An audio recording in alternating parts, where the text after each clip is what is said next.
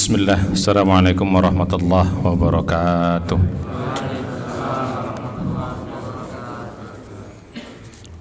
Alhamdulillah rabbil alamin, wassalatu wassalamu ala asyrafil anbiya'i wal mursalin wa ala alihi wa sahbihi ajma'in.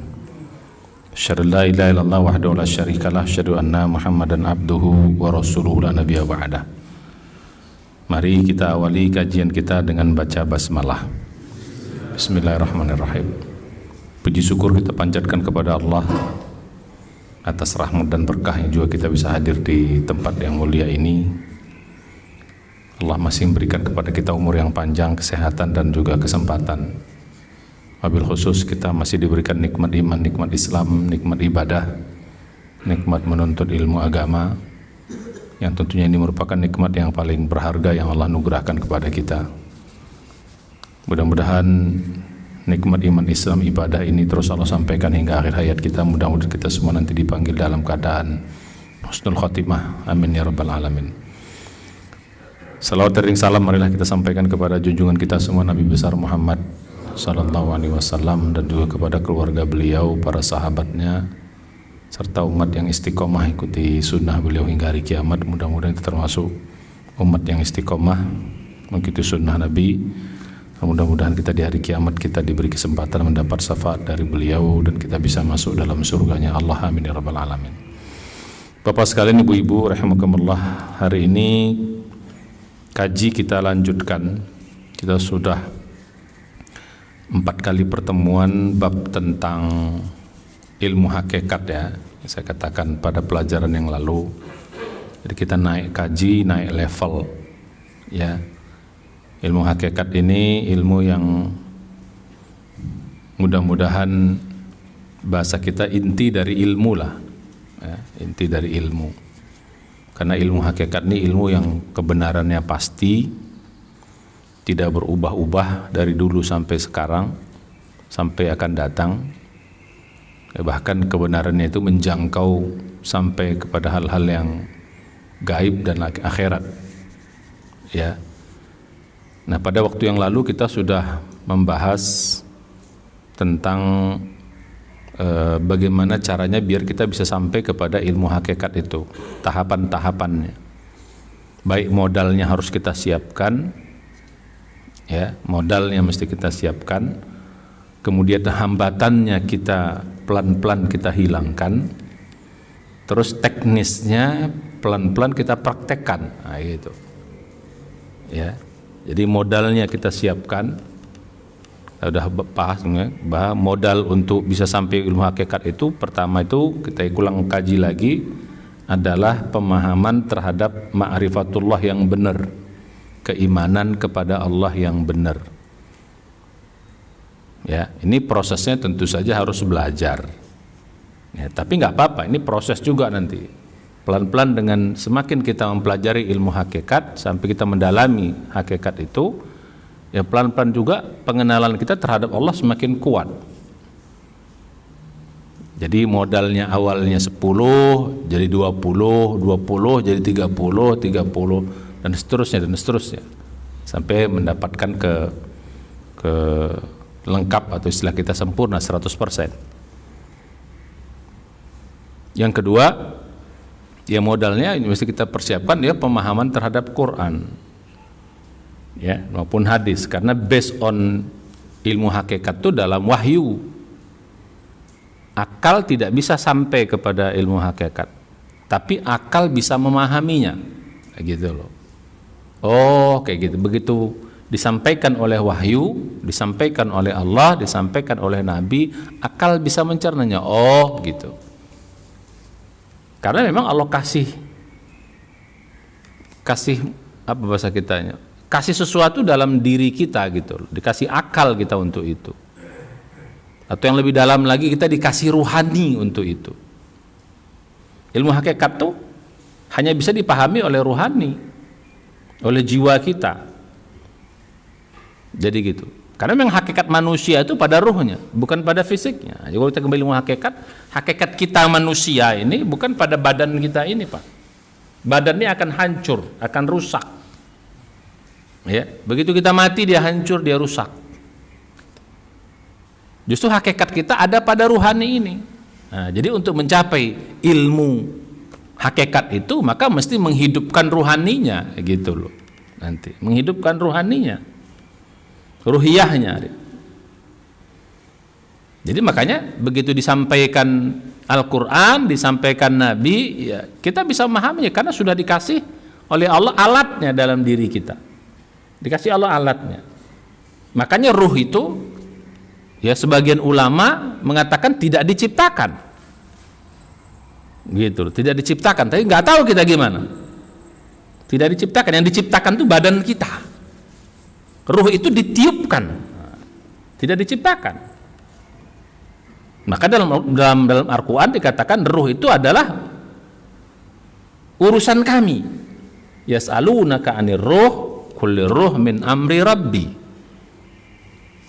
Gitu. Jadi yang diciptakan itu badan kita ini. Sedangkan ruh itu ditiupkan oleh Allah. Itu urusan Allah. Enggak tahu kita gimana betul. Kalau enggak diciptakan gimana Ustaz? Nah, enggak usah dibilang. Begitu Allah bilang, ini urusanku. Ruh milikku.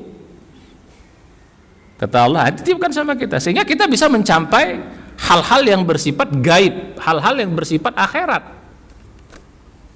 Nah, jadi begitu Pak. Nanti kita udah bahas dulu kita sebagian tentang hakikat manusia. Nah, makanya kita mesti belajar tentang Quran, belajar Quran.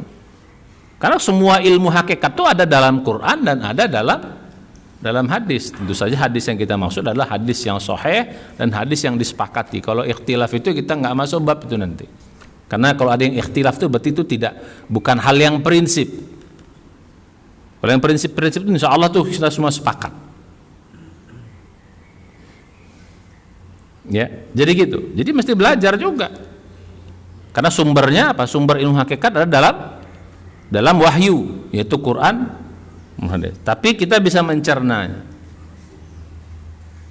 Nah, yang ketiga itu modalnya dari kemana? Yaitu akal hati yang jernih. Nah, ini ruhani yang jernih, ruhani yang bersih. Baru nyampe. Kalau enggak, makanya kalau ilmu-ilmu orang-orang sufi itu dulu, ya dia masuk kepada ilmu ruhani ini, ilmu kejiwaan ini. Makanya mereka bikin latihan-latihan mujahadah gitu loh, untuk menguatkan ruh ini biar dia sampai pada level itu, bisa sampai menghayati itu. Makanya mereka masuk kepada yang kedua, mulai menghilangkan hambatan-hambatannya. Hambatan ini yang paling mereka kedepankan. Ya, apa hambatannya yang ketiga? 1, hawa nafsu. 2, dosa-dosa. 3, cinta dunia. Nah, ini. Maka mereka akan menghilangkan. Makanya orang-orang sufi itu, ya walaupun ini sufi yang benar, tidak bahas sufi yang enggak benar ya. Itu mujahadahnya di sini. Makanya mereka puasa. Begitu. Ya bukan hanya sekedar puasa makan, tapi termasuk puasa hawa nafsu namanya. Terus mereka banyak berzikir, banyak bertaubat supaya dosa-dosa mereka hilang, supaya dosa-dosa mereka diampunkan, dibersihkan hati itu. Karena hati itu, ruhani itu tidak bisa mencapai ilmu hakikat tadi kalau dia dalam keadaan kotor, nggak akan nyampe, dia gelap, dia channelnya nggak nyampe, sinyalnya nggak dapat gitu loh, kira-kira begitu. Sinyalnya nggak dapat karena kotor, maka dibersihkan dengan. Kan mereka bertobat, mereka berzikir untuk membersihkan itu. Yang ketiga ya cinta dunia. Makanya sufi-sufi itu ya kita pun harusnya mulai zuhud, mulai pelan-pelan meninggalkan dunia ini, dalam konteks bukan meninggalkan dalam konteks kita lari pergi, tapi tidak menguasai kita, tapi kita yang menguasai dunia ini. Nah, jadi seiring dengan itu, nah, walaupun saya bilang tadi kita tidak usah seperti orang sufi amat yang memang mereka pengen cepat gitu loh. Ini kadang-kadang bisa berbahaya, bisa nggak kuat. Ya, pengen cepat dapat sampai pada ilmu hakikat atau level hakikat itu.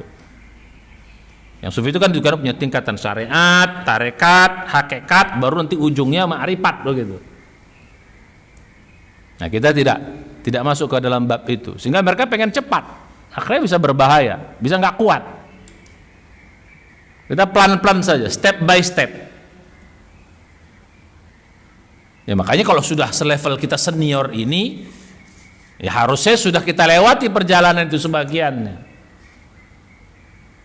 Kita sudah ada yang sudah di atas 50, di atas 60. Itu kan sudah ibadah sudah lama kita kerjakan, ilmu sudah banyak kita dapatkan, pengalaman-pengalaman ruhani terhadap Allah sudah sering kita rasakan.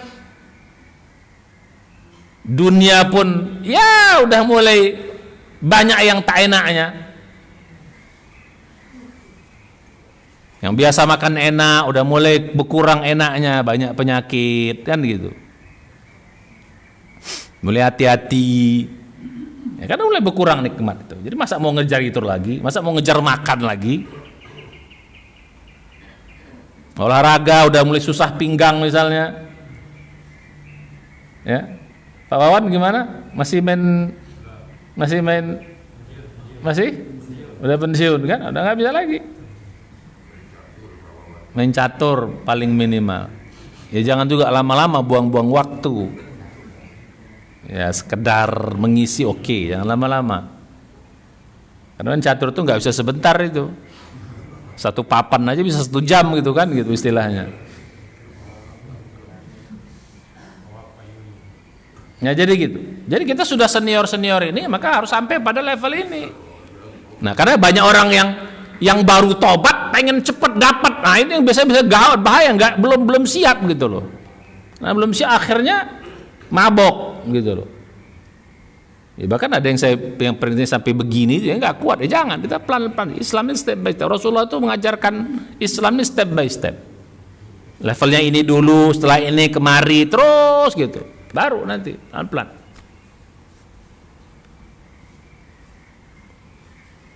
Jadi hambatannya tadi hambatan hawa nafsu, hambatan yang kedua dosa-dosa, memperbanyak istighfar, baru mulai mengurangi kita cinta dunia ini. Ya kita tidak sampai pada ilmu hakikat kalau kita masih berpikir terhadap dunia ini. Dunia ini akan menghambat. Kenikmatan dunia itu kan menghambat. Jadi lupa kita, dan itu saya bilang kemarin zahir-zahir itu, dunia kan bersifat zahir, inilah yang akan menghambat kita sampai kepada ilmu hakikat itu. Nah jadi sampai gitu. Nah kemudian kemarin juga kita sudah belajar teknik. Nah itu juga sudah modal dapat pelan-pelan, terus hambatannya kita mulai hilangkan pelan-pelan. Nah tekniknya pun sudah ada teknisnya, kayak gitu loh. Yang saya katakan kemarin. Ya, teknisnya itu apa? Kita banyak merenung, itu intinya. Ya, teknisnya untuk bisa sampai ilmu hakikat nih adalah merenung. Dalam bahasa Al-Qur'an ini namanya tafakkur. Bukan sekedar berpikir, Pak. Berpikir itu masih cetek. Walaupun bisa tapi belum banyak dapat. Ya. Jadi fakaro, tafakkaro, kira-kira begitu. Berpikir itu fakaro itu 3 huruf, pendek. Agak panjang dikit fakkaro, 4 huruf, kafnya ditasdid. Bagi agak dalam mikirnya. Makin dalam lagi namanya tafakkaro. Kata kerjanya tafakkaro. Kata bendanya tafakkur, istilahnya tafakkaro ya tafakkaru, tafakkur. Jadi 5 huruf, tambah huruf ta depan, kafnya ditasdidkan, 5 huruf. Jadi begitu Pak. Itu hebatnya bahasa Arab. Gak ada dalam bahasa Indonesia nih, gak ada dalam bahasa apapun kecuali dalam bahasa Arab yang model begini.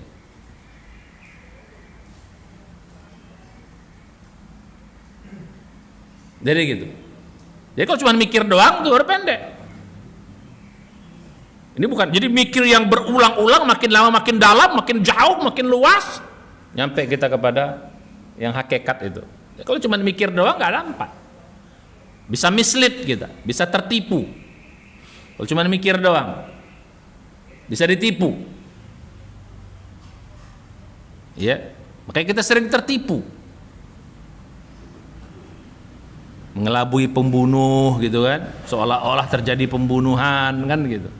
Tembak menembak. Padahal gimana kan?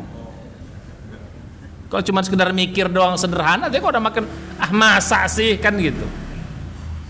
Mereka kan agak mikir dikit, masa sih agak dalam. Masa sih cuma sesederhana itu? Orang dekat kita masa kita bunuh, kan berarti something wrong. Nah, mulai mikir, dapat clue-nya sedikit, mikirin lagi, baru dianalisa. Oh, kayaknya enggak ini. Ditafakurin lagi, nah gitu. Hakikatnya ternyatanya begini rupanya, intinya begini. Nah, gitu Pak. Maka dalam Islam itu orang yang pinter itu dalam pandangan Islam bukan sekedar orang berpikir, tapi orang yang sampai tafakur itu. Karena kalau orang pinter doang bisa bisa ngakal-ngakalin orang gitu kan, bisa begitu. Ya, jadi gitu prosesnya. Jadi mikir, terus habis itu apa? Berusaha mendalami, memahami, baru tafakur. Fakaro, baru tafakkaro atau tafakkur. Makanya merenung Pak. Jadi nggak bisa kita sampai pada hakikat, ilmu hakikat kalau kita nggak mau merenung. Maka dalam Al-Quran ada 3 kata merenung dalam Al-Quran. Dalam bahasa Indonesia cuma 1, tapi dalam Al-Quran itu 3 kata merenung itu. Ya, 3 kata merenung itu. Tergantung objeknya. Kalau objeknya alam, itu istilahnya tafakkur. Ya, sama wazannya tafakkur. Lebih pada alam, walaupun sebenarnya pada yang lain bisa, tapi lebih spesifik misalnya kepada alam.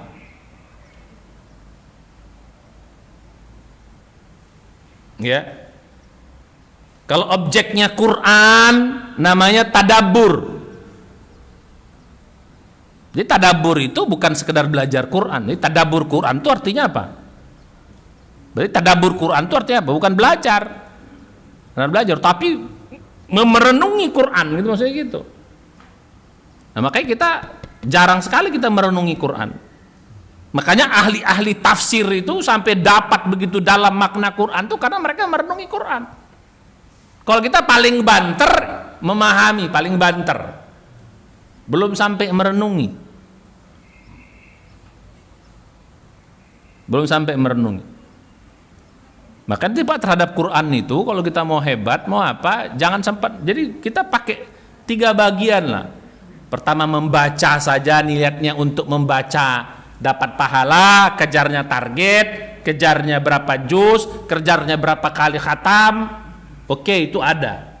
Tapi ada juga baca Quran yang level 2. Level 2 Pak, mulai baca sambil memahami, mikir, memahami. Biar kita dapat sesuatu, karena Al-Quran itu hidayah. Hudan lil muttaqin, hudal linnas. Di dalamnya hidayah, petunjuk, pengajaran yang bisa kita ambil dalam kehidupan kita, manfaatnya. Kalau baca doang, manfaat dunianya sedikit. Ya suara agak bagus lah gitu. Ya ada agak tenangnya lah. Pahalanya di akhirat kan. Manfaat yang lebih besar apa? Ya ketika kita memahaminya. Supaya bisa kita amalkan. Nah yang ketiga nanti baca Quran itu yang level 3 baru namanya tadabbur. Lebih dalam lagi, lama lagi. Satu ayat tuh merenungkannya bisa lama. Satu ayat bisa lama. Kalau tadi 1 juz 1 jam, kejar apa? Kejar target, kejar tayang, kejar jumlah,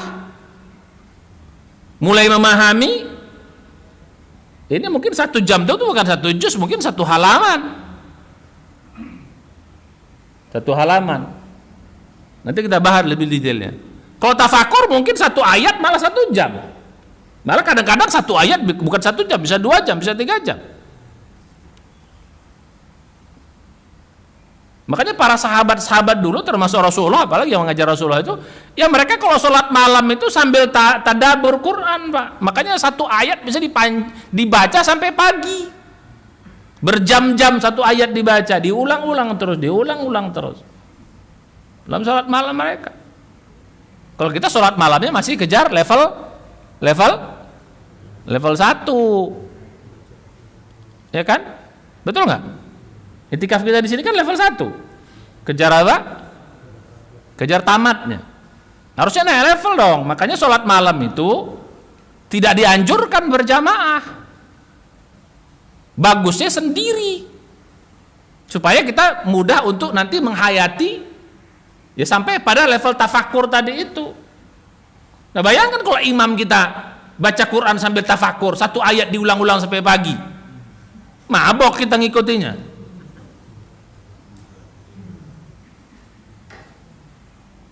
Maka Rasulullah itu kalau sholat malam sendiri gak? Kalau ada orang nebeng ya tahankan aja. Ya Asbabun Nuzul surat 5 ayat 118. Itu ada sahabat Rasulullah itu baca itu. Bukan hanya sekedar dibaca dalam waktu berdirinya, rukuknya satu ayat itu juga dibaca. Iktidalnya ayat itu juga dibaca. Sujudnya ayat itu juga yang dibaca. In tu'adzibhum fa innahum ibaduk wa in taghfir lahum fa innaka antal azizul hakim. Dulu pernah saya bahas, nanti kita bahas. Itu ayo coba saya. Makanya begitu pagi-pagi ya Rasulullah, saya ikut nebeng Anda sholat bersama Anda, bersama engkau ya Rasulullah. Ku dengar kau baca ayat ini dari malam sampai pagi itu terus dalam berdirimu, rukukmu, iktidalmu, sujudnya. Kenapa? Ternyata Rasulullah sambil baca itu sambil merenungi. Silahkan nanti dibaca. Itu doa Nabi Isa sebenarnya. Gitu. Bagaimana Nabi Isa itu meminta pengampunan kepada Allah terhadap umatnya, untuk umatnya. Kira-kira begitu. Jadi baca Quran tuh begitu, Pak. Jadi namanya apa? Tadabbur. Jadi tadabbur itu membaca Quran sambil merenung. Kalau merenung pasti, nah kayak saya bilang kemarin, kalau kita merenung pasti dapat sesuatu. Wow. Nah, ini namanya kesadaran itu. Jadi kalau objeknya Quran, istilah merenungnya namanya apa? Nah kalau terhadap peristiwa kehidupan apa? Namanya tadzakur. Nama apa? Istilah kita namanya menjadi apa? Mengambil pelajaran. Kok terjemahan dalam bahasa Indonesia, tadzakur itu mengambil pelajaran. Bukan sekedar belajar, tapi mengambil pelajaran. Lebih tinggi lagi mengambil pelajaran. Mengambil pelajaran itu artinya apa? Dia bermanfaat dalam kehidupan kita. Kita ambil pelajaran. Ambil pelajaran peristiwa-peristiwa alam ini. Itu istilahnya apa? Istilahnya apa? Tadzakur, tadabbur, tafakur. Satu lagi tadzakur. Dalam bahasa kita namanya merenung. Dalam bahasa Inggris namanya reflection. Refleksi. Nah, itu istilahnya gitu. Nah, kemarin sudah kita belajar tuh. Jadi nggak bisa sampai ilmu hakikat kalau kita tidak merenung. Kalau cuma mikir doang belum nyampe. Baru kalau mikir tuh ujungnya baru we understand, kita ngerti. Jadi think, understand, baru reflection. Mikir, faham, mengerti, baru refleksi, baru merenung. Merenung itu menghasilkan apa tadi? Sampai kita pada ilmu hakikat. Dan itu bukan juga sebentar, ya mungkin berulang-ulang terus berapa kali semuanya. Oh, ternyata begini rupanya ya Allah. Nah, itu makanya ujung dari merenung itu kemarin kita bilang adalah apa? Ujung dari merenung itu adalah namanya sadar. Ujung dari merenung itu sadar. Ujung dari mikir itu ngerti, faham. Orang faham belum tentu sadar. Belum tentu sadar. Orang paham belum tentu sadar, Pak. Banyak nggak orang paham rokok itu nggak bagus? Banyak nggak orang paham? Banyak orang paham nggak? Dokter paru-paru paling paham banget tuh. Tapi nggak dokter paru-paru yang merokok? Ada nggak? Ada, saya bilang nggak ada. Berarti apa? Dia tidak sadar. Banyak orang paham? Banyak nggak orang paham maksiat itu berdosa dan bikin Allah nggak suka atau murka? Banyak nggak orang paham? Ustadz paham nggak? Ustadz paham nggak? Tapi banyak nggak ustadz bikin dosa? Banyak juga. Berarti apa? Nggak sadar. Jenderal-jenderal tahu nggak melanggar hukum itu nggak boleh? Penegak hukum tahu nggak melanggar hukum itu nggak boleh? Makanya harusnya Pak, barang siapa yang melanggar hukum dari penegak hukum harus double hukumannya, begitu. Double hukumannya. Masa sama penegak hukum dengan orang biasa dalam hal melanggar hukum? Harus beda dong. KUHP-nya harus beda dong.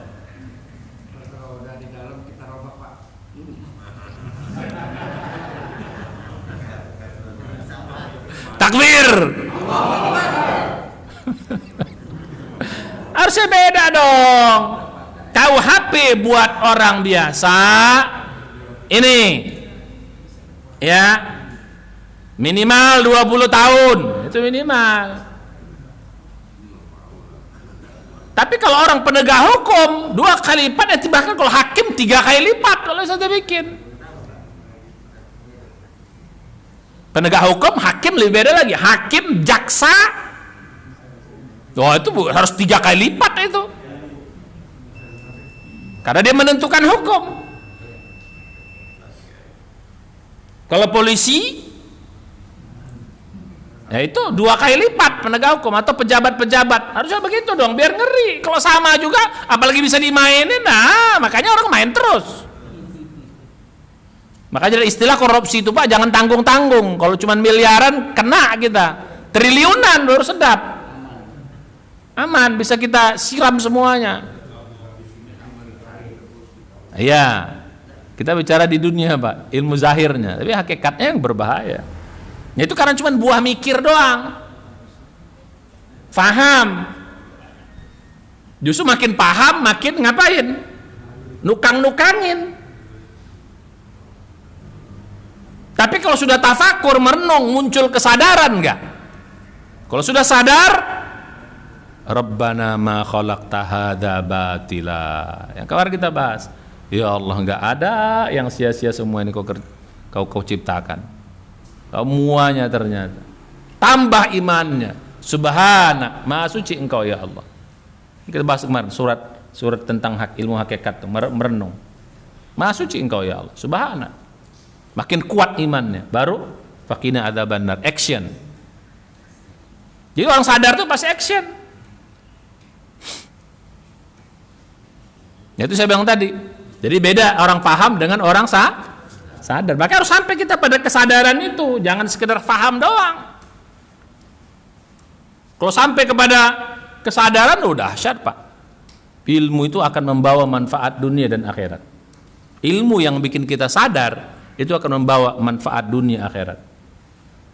Maka dalam hadis dikatakan malam yazdad man izdadal ilma lam yazdad hudan fala yazdad minallahi illa bu'dan. Barang siapa yang ilmunya bertambah lam yazdad hudan, tapi enggak dapat hidayah, dia enggak menjadi kesadaran, menjadi amal, lam yazdad minallahi illa bu'dan. Dia enggak dapat apa-apa dari ilmu itu, dari Allah, kecuali makin jauh. Jadi ilmu harus menghasilkan ilmu yang gimana sebenarnya? Ilmu yang direnungkan. Jadi balik pada kita yang tadi. Jadi kalau sampai ilmu hakikatnya mesti merenung Pak. Ini pekerjaan yang paling sulit. Dia sebenarnya tidak menghasilkan energi banyak, tapi paling sulit Pak. Karena apa? Paling sulit kita merenung ini Pak. Paling sulit. Karena apa?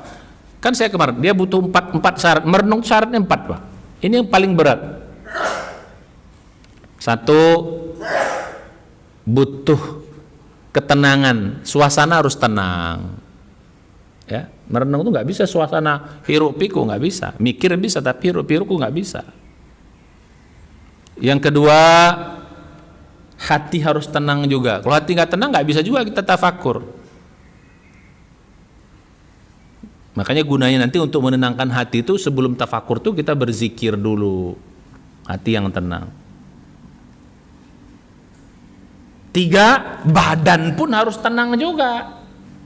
Makanya kalau lagi lari-lari, naik mobil ngebut nggak akan bisa Pak. Lagi naik mobil jangan merenung Pak, nabrak.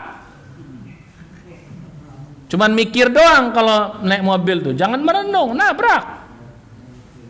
Lagi lari-lari merenung, waduh nyungsep kita. Jadi merenung jangan dipakai pada waktu Pak naik mobil, ya kecuali kalau kita penumpangnya boleh. Kalau kita supirnya jangan. Yang keempat, untuk bisa merenung itu waktunya butuh waktu yang panjang, cukup. Nah ini yang sulit Pak. Mencari 4 ini sulit loh. Coba cari 4 kondisi yang ini. 1, suasana tenang, hati tenang, hati dan pikiran tenang, terus badan diam, boleh diamnya berdiri, tapi yang bagus tuh duduk. Karena kalau berbaring agak repot, kan langsung tidur biasanya. Walaupun mungkin bisa. Nah yang keempat saya bilang waktunya cukup panjang. Ini sulit, coba cari Pak. Kondisi apa yang bisa kita begini? Pada waktu apa kita bisa begini melakukan ini?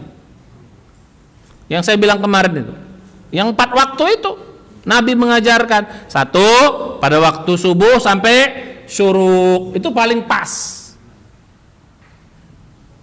Lagi-lagi hambatannya 2, ngantuk, bosan. Itu hambatannya Pak, ngantuk sama bosan. Makanya susah Pak. Ya, ngantuk sama bosan. Kedua, asar. Lagi-lagi sama. Kalau tadi ngantuknya gara-gara bangun tidur, kalau asar ngantuknya gara-gara udah agak capek. Yang ketiga, mau tidur, apalagi tambah waktunya udah mau tidur. Jadi sebenarnya paling bagus Pak sebelum tidur itu berwudu biar segar, habis itu berzikir-zikir sambil merenung, sambil tafakur, baru tidur. Paling bagus tuh. Ya cuman lagi-lagi karena udah ngantuk banget, boro-boro kadang-kadang berwudu, berdoa aja nggak sempat, langsung bablas. Nah yang keempat paling bagus itu saat malam qiyamul lail. Syukur-syukur pada waktu sedang sholat boleh juga tafakur. Jadi sholatnya sholat tafakur. Atau kalau enggak habis sholat. Jadi sholatnya kita kejar target, habis sholat baru kita tafakur. Sambil berzikir istighfar yang dianjurkan. Kalau malam sebelum subuh itu, setelah sholat malam itu dianjurkan zikirnya istighfar. Kira-kira setengah jam setelah sholat subuh, setelah sholat malam, waktu setengah jam sambil istighfar, waktu sahur namanya, kita bertafakur. Nah kira-kira apalagi tengah malam tambah ngantuk lagi kan? Nah ini makanya buat saya yang sulit Pak. Kalau mikir bisa kita, tapi kalau tafakur tuh sulit. Maka tafakurnya pekerjaan yang cukup sulit. Nah balik kita pada kaji kita. Ya, jadi sudah kemarin kita bahas. Nah, sekarang apa objek tafakur kita? Biar sampai apa objeknya? Ini saya ajarkan objeknya apa. Ini biar kita nanti, insya Allah ke depan kita banyak kita belajar bab-bab ini. Ya, ini secara umum saya sampaikan. Jadi mulai ngaji nanti ngaji Pak, ngaji tafakur, ngaji ilmu hakikat nanti. Yang paling pertama nanti kita belajar dulu pernah saya ajarkan hakikat alam semesta.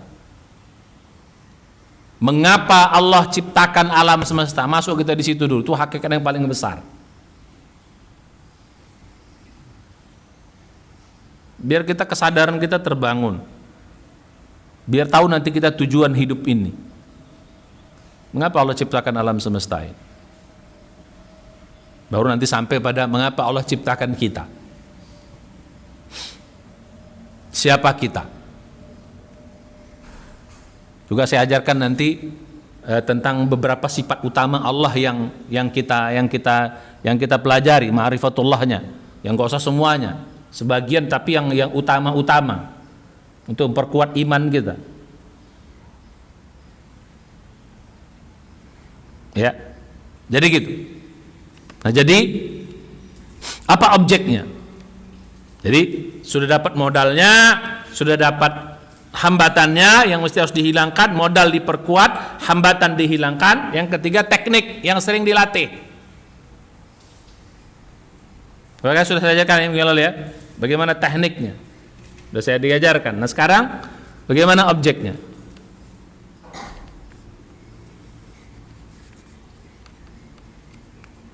Ya, jadi tekniknya apa kemarin? Duduk sambil berzikir, ya, sambil berzikir. Tekniknya apa ya? Dengan hati gunai zikir itu untuk menenangkan hati. Zikir, terserah zikirnya pilih. Astaghfirullah, astaghfirullah, astaghfirullah, boleh astaghfirullah. Atau subhanallah, subhanallah, subhanallah, subhanallah, subhanallah. Atau subhanallah, alhamdulillah, wa la ilaha illallah, Allahu akbar. Silakan pilih zikir-zikir itu. Mana aja. Gunanya zikir itu menenteramkan hati kita. Kan saya katakan tadi, modalnya apa? Hati harus tenang. Kalau nggak tenang nggak bisa nanti Pak, nggak bisa. Ibarat ini hati itu gini, apa namanya? Ini hati itu kertas ini, ada pulpen. Coba mana pulpen? Mari sini pinjam pulpen. Anda punya pulpen? Pinjam sini. Ya, makasih deh. Ya, jadi kalau kita mau menulis sesuatu di kertas ini, ya kertasnya harus diam. Baru kita bisa nulis. Jadi kalau kertasnya gini, mana kita mau nulis? Nggak jelas nanti tulisannya. Ya, nggak jelas, goyang-goyang. Maka tenangkan dia. Untuk menenangkan dia, hati itu zikir dia. Zikir itu menenteramkan hati. Kedua, zikir itu supaya membentengi kita supaya setan jangan masuk. Karena hati-hati Pak, antara merenung dengan temenung itu tipis. Merenung dengan temenung itu tipis. Kalau temenung setan masuk. Temenung itu dalam bahasa Arabnya mirip Pak, sama-sama wazan tafa'ala, namanya takhayyal. Takhayyal itu menghayal. Nah, dasarnya juga wazannya sama tuh Pak, tafa'ala wazannya. Bahasa kita khayal, menghayal, takhayyal. Nah, jadi bahasa kita tahayul, tahayul itu di bahasa Arab. Jadi kata-kata takhayyal jadi takhayul, bahasa kitanya tahayul. Ini tahayul itu bahasa Arab Pak. Khayal itu bahasa Arab. Khoyal bahasa ininya. Kho bukan ha gitu, jadi hayal. Namanya khoyal. Khoyal itu apa? Khoyal itu apa? Temenung, melamun. Makanya kamar mandi, toilet itu bahasa Malaysianya bilik temenung, bukan bilik tafakur, bukan. Bilik temenung. Iya Pak, bilik temenung. Ya, jadi anekdot orang kita ya terhadap orang Malaysia itu ya bilik temenung. Rumah sakit ulah lelaki katanya. Nah jadi begitu. Ya, jadi gunanya berzikir supaya pas setan enggak. Karena setan paling apa? Paling benci sama orang benci. Karena begitu kita berzikir, setan itu pergi, lari. Biar setan nggak masuk dalam renungan itu. Karena bisa berbahaya. Karena setan bisa masuk. Makanya mesti berzikir. Jadi ketika kita berzikir hati tenang, setan nggak masuk. Yang ketiga, dengan berzikir itu kita connect kepada siapa? Connect kepada Allah. Ini saya bilang tadi ma'rifatullahnya. Connectnya kepada Allah jadi bagus. Sehingga hasil renungannya dapat gitu. Jadi berzikir silakan Pak. Makanya paling bagus tuh mulai subuh itu, habis sholat subuh itu berzikir. Jangan baca Quran, kecuali baca Qurannya plus merenung. Paham maksudnya? Ya kalau kejar target nggak apa-apa, makanya itu memang berat Pak. Karena pasti ngantuk ujungnya. Makanya kita lebih senang baca Quran. Baca Qurannya kejar target biar nggak ngantuk. Padahal sebenarnya yang paling bagus dipakai ilmu itu, dipakai praktek itu. Selama ini kita kan baca Quran kan yang kejar apa? Kejar pahala kan? Bukan nggak boleh, silakan, tapi itu satu bagian. Satu bagian. Coba mulai sekarang baca Quran ini saya bilang bagi menjadi 3 bagian. Ada yang waktunya kita harus baca kejar target, ada yang sekedar memahami, lebih lambat, ada yang sangat lambat, yaitu namanya tadabbur. Jadi gunakan ya sambil berzikir. Nah, terus baru silakan renungkan. Sekarang apa objek renungan? Apa objeknya? Objeknya banyak sekali, Pak. Objek renungan itu, Pak. Banyak sekali yang bisa kita lakukan. Ya kalau objeknya Quran namanya apa? Ya tadabbur. Silahkan. Mulai sekarang baca Quran. Oh dahsyat, Pak. Kita dapat rahasia Quran tuh hanya bisa kita dapat ketika kita merenung membacanya. Oh makanya semua saya bilang tafsir. Mengapa tafsir tuh makin lama makin nggak pernah sama, Pak? Karena makin direnungkan makin sesuatu yang dapat berbeda. Ibaratnya kita lautan, makin nyelam kita makin dapat macam-macam. Terakhir dapat mutiara misalnya di dalam, apa saja. Ya, jadi mulai sekarang dapat banyak hal. Ya walaupun kita tidak punya ilmu alatnya minimal, makanya untuk bisa merenung tuh bacanya, istilah saya kalau baca Quran yang level 1 ya kejar target. Yang level 2 baca terjemah. Cukup untuk paham. Tapi kalau untuk level 3 merenung bacanya jangan terjemahan, tapi apa? Tafsir, mulai tafsir yang sedang sampai tafsir yang agak besar-besar. Tafsir Ibnu Katsir itu agak sedang. Misalnya. Ya, tafsir yang besar-besar misalnya, ya silakan saja. Apakah tafsir Al-Azhar misalnya, tafsir Indonesia, atau tafsir yang sekarang sudah diterjemahkan yang besar-besar tuh. Itu bagus tuh untuk bisa kita merenungkan makna Quran itu. Oh gini rupanya. Boleh, silahkan. Jadi objek pertama itu adalah apa? Boleh pakai objeknya Quran. Itu sering gitu. Kalau itu ya silahkan gunakan waktu kapan. Paling bagus saya bilang boleh juga gunakan waktu mulai dari waktu syuruk itu.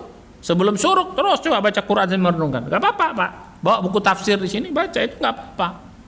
Itu bagian dari merenung, bagian dari zikir. Merenung sama zikir itu mirip.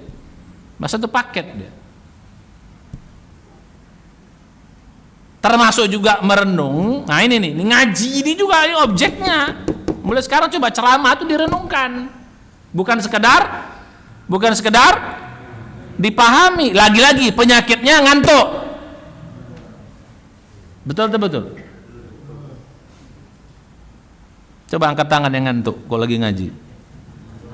Bagus, jujur. Benar, Pak. Setan tuh paling gak suka sama orang tafakur. Paling gak suka. Kenapa? Begitu kita dapat sesuatu sadar, setan tuh nyerah langsung. Begitu kita sadar, begitu kita sadar, setan tuh paling geram, paling gak suka sama orang tafakur. Makanya kan dia gosok supaya kita jatuh. Ujungnya biar kita ngantuk. Makanya taklim ini pun ya bukan jangan sekedar paham, renungkan. Nah, di sini ustadznya ngomong ini. Nah, jadi jangan gitu ya. Gitu. Oh, itu mah udah tahu gua mah. Gitu. Tapi coba ditangkap makna, diambil renungkan, dipikirin, ternyata dasar benar kata ustadz. Begitu. Bisa dapatnya di sini, mungkin bisa sambil jalan. Nah ini bisa juga merenung sambil jalan, nggak apa-apa, tapi bisa dapat kalau sudah terbiasa. Cuma hati-hati, nabrak yang saya bilang tadi kan, sambil jalan, hati-hati. Dia bisa dipanggil orang, Pak, nggak dengar kita bisa itu, nggak dengar kita bisa itu. Karena kita fokusnya sudah, ya hati-hati. Ya temenung juga sama, dipanggil juga nggak dengar juga. Itu tipis bedanya antara temenung sama merenung. Kalau tamenung itu lain lagi tuh. Oke, jadi begitu Pak. Jadi objeknya Quran. Bisa. Ini saya kasih yang umum-umum saja dulu. Objek yang lain apa? Ibadah kita coba direnungkan Pak sekarang. Renungkan ibadah itu.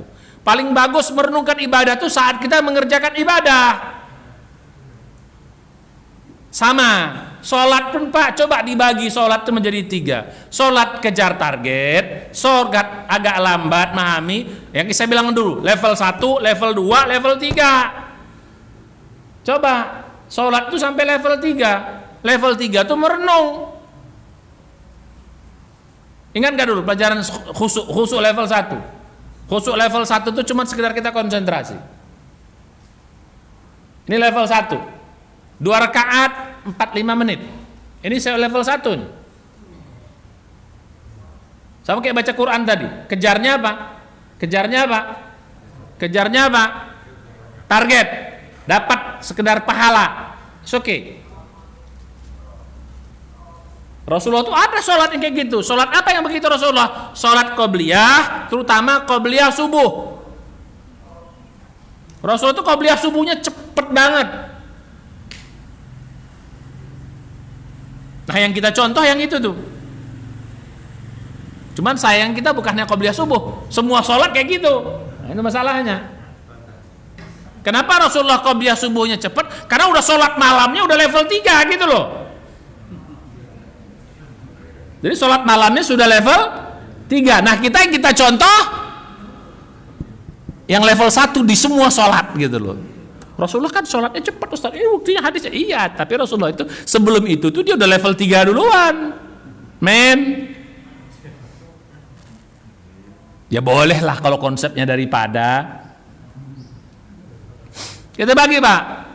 Sholat qobliyah itu level 1. Ya. Tapi kalau sholat ba'diyah, duha, itu pakai level 2. Agak coba apa namanya? Dipaham-pahami. Level 2 kan memahami kan, belajar sholat khusyuk dulu. Level 2 mulai belajar memahami. Itu 2 rakaat. Bisa 7 sampai 10 menit. Mulai memahami. Pahami bacaan berdirinya. Al-Fatihah, ruku, sujud, i'tidal, semuanya. Duduk dia, pahami. Baru level 3 itu tadi khusyuk yang tafakur, menghayati. Nah ini sholat malam atau bisa juga di siang, di duha. Itu coba kerjakan level 3 itu. Namanya sholat apa? Sholat sambil tafakur. Satu ayat diulang berkali-kali, satu sujud diulang. Sujudnya subhana rabbil azim, rukuknya subhana rabbil azim. Terus sampai 10, 20 kali, 30 kali, terus sambil dihayati maknanya. Direnungkan. Subhana rabbil a'la, subhana rabbil a'la, subhana rabbil a'la, subhana rabbil a'la bihamdihi, terus sampai 20 kali, 30 kali. Sambil renungkan maknanya. Rabbighfirli, Rabbighfirli, Rabbighfirli, Rabbighfirli, warhamni, warhamni, warhamni, warhamni, warhamni, wajibur. Silakan. Makanya 2 rakaat level 3 itu minimal 15 menit bisa sampai setengah jam. Nah ini kan rata-rata kita baru sampai level 2 lah. Saya prasangka baik level 2 lah Pak. Atau jangan-jangan level setengah. Itu kecepatan 100 km per jam itu. Ya kalau bermakmum, berimam, ya level 2, level 1,5 gitu. Nah biar ada variasi Pak. Jadi ibadah kalau begini, sholat tuh enak gitu loh, sholat tuh indah, asik. Tapi kalau nggak naik level setengah aja itu sholat membosankan. Walaupun mulut kita nggak bilang, bahwa kita bosan sholat. Tapi dari mana kita tahu? Dari cepatnya itu betul bosan dia. Pikiran kemana-mana menunjukkan dia bosan. Arti orang bosan itu apa? Pengen cepat selesai. Pikiran kemana-mana, nggak betah itu kan arti orang bosan gitu. Walaupun mulut kita nggak bilang, mulut kita bilang kualat gitu. Ya macam sama lah kita sama istri. Kalau istri udah bosan sama suami gimana sih? Atau suami bosan sama istri kan cepat ya. Kabar baik, lalu selesai.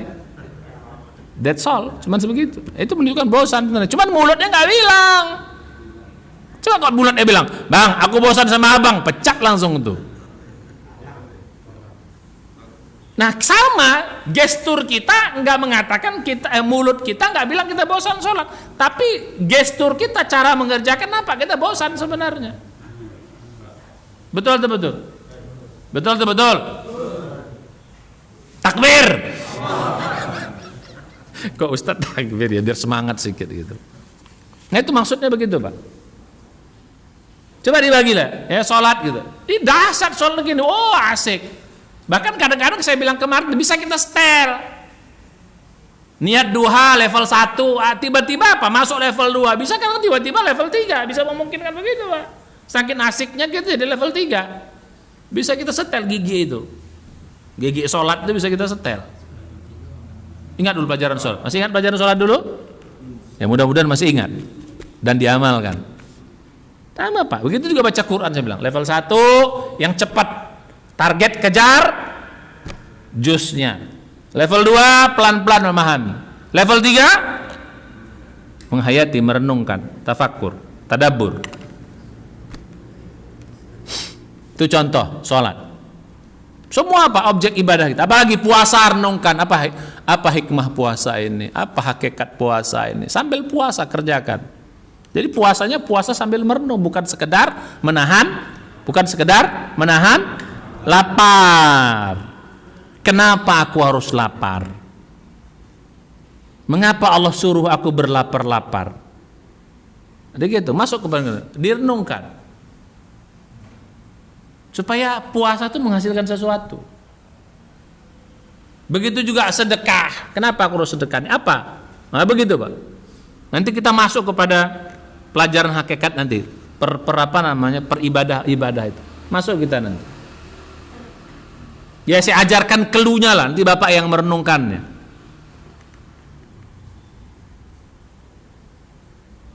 Quran apa? Termasuk zikir. Nah zikir juga bisa. Zikir ini sebagai alat untuk menjaga tafakur, tapi zikir pun bisa menjadi objek tafakur, bisa. Subhanallah, subhanallah, ya Allah. Oh, alhamdulillah, alhamdulillah. Terus alhamdulillah, renungkan. Maha suci engkau ya Allah, itu baru faham. Tapi renungkan. Maha suci engkau dari segala hal yang enggak pantas bagi mau. Hebat engkau ya apa ya Allah, dahsyat ya. Subhanallah, subhanallah. Oh, bisa mengalir mata, Pak. Bisa mengalir mata itu. Subhanallah, saya puji Allah. Betapa besar banyak nikmat yang kau berikan. Alhamdulillah ya Allah. Gak ada bisa aku memuji engkau lagi udah enggak. Alhamdulillah terus, alhamdulillah, alhamdulillah, alhamdulillah terus, alhamdulillah. Zikir. Sambil mulut berzikir terus. Jadi dia bisa alat menjaga tafakur, dia juga bisa jadi objek tafakur itu sendiri gitu loh. Silahkan mulai sekarang. Banyak, apalagi amal-amal yang lain. Bari wudu, bari apa? Bari tafakur bisa. Cuman jangan kelamaan Pak, dibuang air. Airnya kecil. Airnya besar nggak akan mungkin bisa tafakur. Kecil. Maka dianjurkan, disunahkan tuh wudu. Itu dalam kondisi apa sebenarnya? Duduk. Supaya apa duduk tuh Pak? Lebih tenang. Coba cari masjid di Arab sana. Rata-rata semuanya apa tempat wudunya? Duduk. Kita dulu ada di sini. Tapi udah di apa namanya? Ini. Kenapa? Karena basah. Karena harusnya tempat duduk jadi tempat kaki, jadi basah dia. Ya kan? Jadi tempat kaki kan? Udah air ngocor plus berdiri pasti buru-buru wudunya. Wudu ya Allah. Renungkan wudu ya Allah, dosa tangan ini banyak kali ya Allah. Mudah-mudahan air ini menghapus dosa-dosa ini ya Allah. Lain kali jangan bikin dosa lagi tangan ini, mulut gitu kan? Coba. Makanya duduk. Ya nggak usah tiap wudhu lah, sekali-sekali lah wudhu yang begini gitu loh. Kalau tiap wudhu repot juga kan gitu.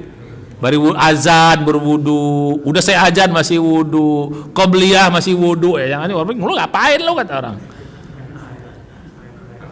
Main air pikir orang nanti. Nah karena kita selama ini wudunya air mengocor. Kalau zaman sahabat dulu kan Rasulullah kan wudunya nggak air mengocor pak. Air apa? Air gayung kan digayung. Di baskom diambil baru tangan. Ya, ambil baru gini. Ambil begitu. Di baskom atau di gayung. Ambil duduk. Yang buat agak lebih lama karena nggak terganggu dengan ini. Kalau air secepat-cepat ini, kalau air ngocor kan lama jadi banyak aja nggak jadi juga kita merenung kan.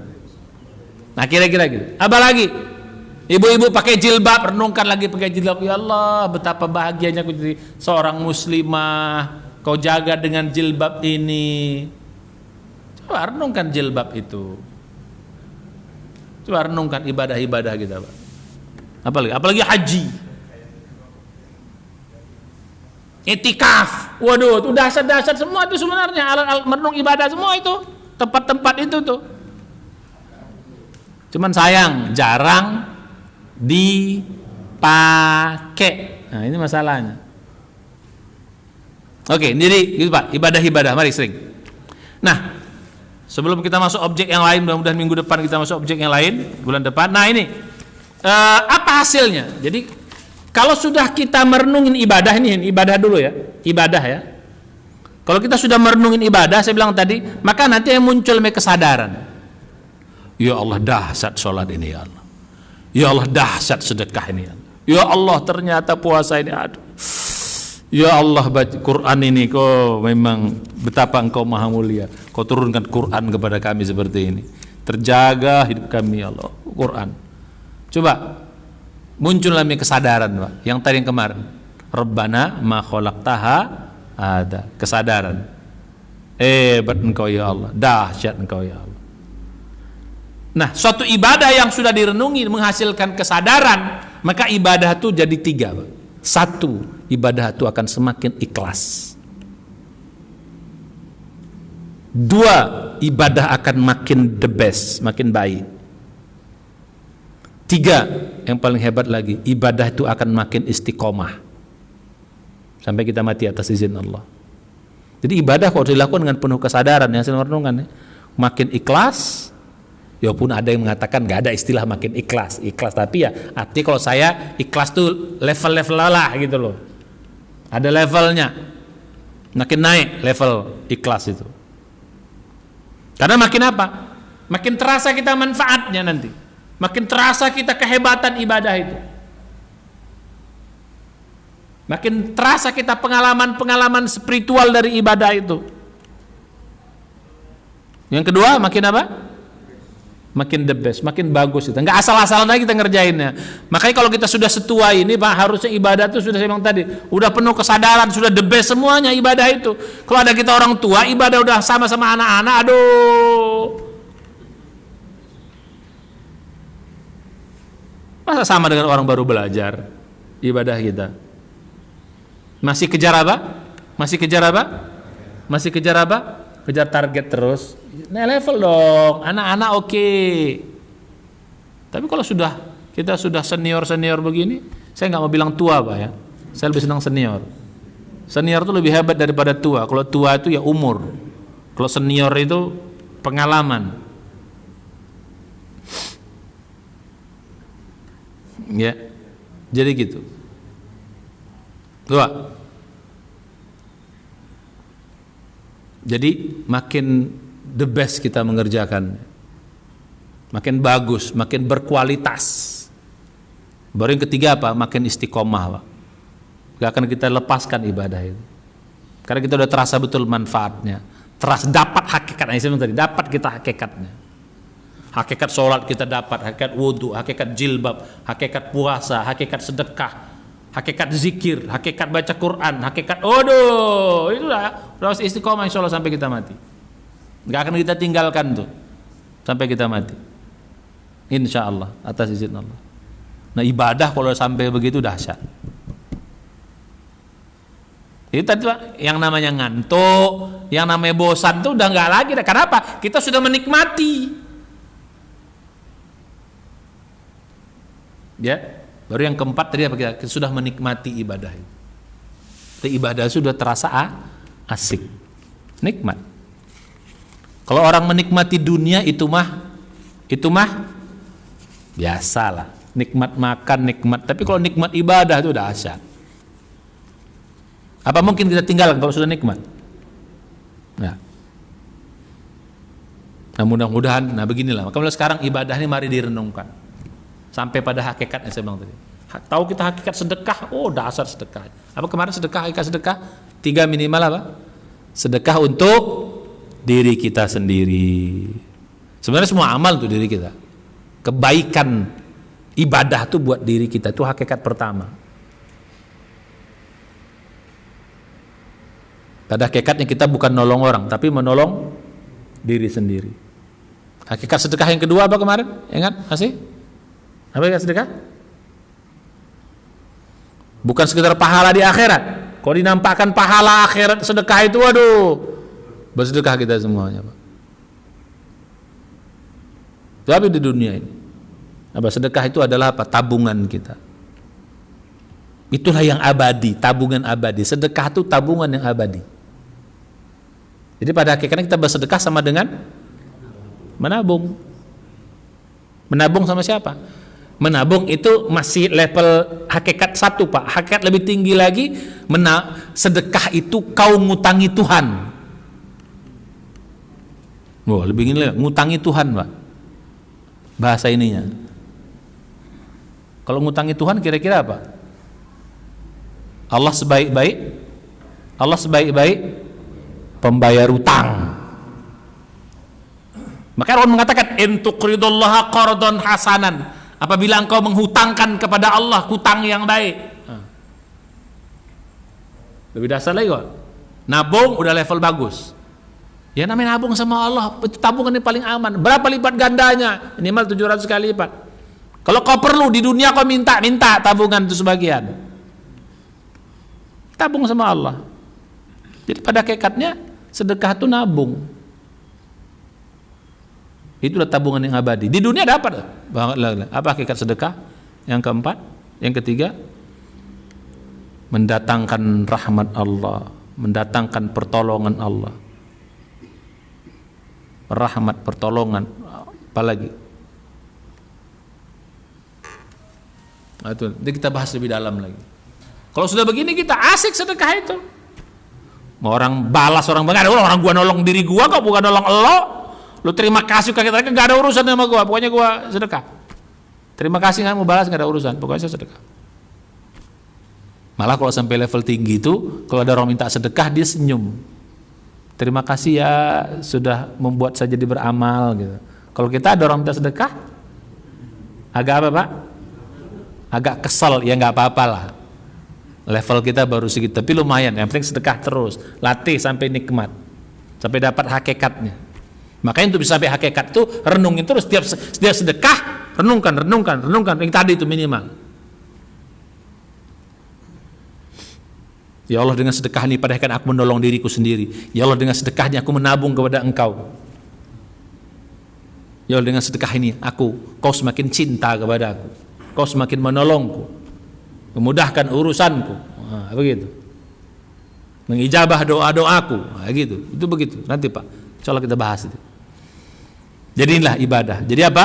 1, makin ikhlas. 2, makin bagus. 3, bagus dan berkualitas. Maksudnya 4, 3 istiqomah. 4, makin asyik. Insya Allah. Nah, mudah-mudahan. Nah, insya Allah kita bulan depan kita akan bahas lagi tentang objek-objek yang lain. Tadi kan sudah objek ibadah, objek Quran, objek ibadah. Nanti kita objek-objek yang lain. Sebenarnya kalau bisa haji itu kita sebelum haji bahas dulu maunya nih, biar supaya nanti hajinya haji merenung, bukan haji apa? Bukan haji kejar target. Karena sayang kalau haji kejar target. Karena tahun berikutnya nggak bisa lagi kita haji yang kedua. Karena haji cuman sekali. Makanya satu-satunya ayat yang suruh sempurna itu cuman haji, Pak. Karena dia cuman sekali.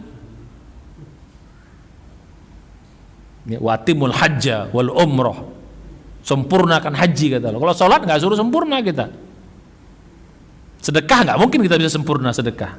Puasa nggak bisa. Tapi kalau haji suruh sempurna. Kenapa? Karena cuma sekali. Kalau level 1, level 2-nya, ya mana bisa lagi kita level 2-nya. Orang sekali cuman. Yang sudah haji, yang sudah lah. Yang belum haji ini mudah-mudahan kita doakan biar nanti bisa haji. Ya, saya kira demikian, wallahu a'lam bishawab. Ya, kita lanjutkan bulan depan objek-objek yang lain. Objek keluarga. Ya, termasuk nanti objek sakit, Pak Nur. Perlu didapat hakikat sakit. Kalau dapat hakikat sakit tuh asik, Pak. Dapat hakikat sakit. Kalau kita mengerti hakikat sakit itu, maka bersyukurlah jadi orang sakit. Ya, itu kan. Dapat hakikat sakit. Iya. Nah, itu kita belajar hakikat sakit. Gimana hakikat sakit? Ya, makanya datang terus Pak Nur ya. Kita belajar hakikat sakit. Ya. Jadi gitu. Saya kira demikian. Mari kita baca doa penutup hamdalah dan doa penutup hamdalah alamin. Subhanaka, syadallah anta, astagfirullah. Assalamualaikum warahmatullahi wabarakatuh. Silahkan doa.